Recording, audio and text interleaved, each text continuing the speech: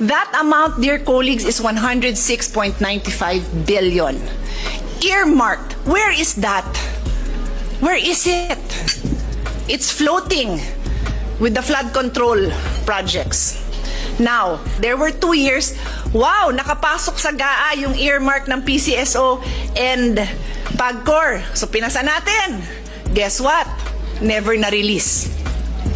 That amount was 21.17 in 2024 and 21.17 in 2023. Never released, but it was in the GAA.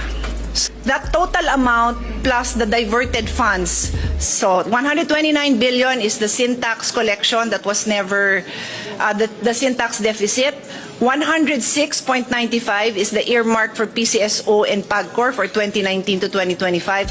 And then the diverted funds of 60 billion, if you add that all up, it's 296.91 billion, almost.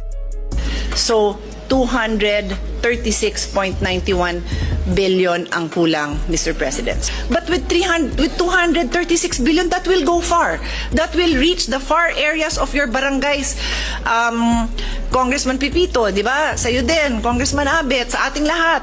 So, that is where we are.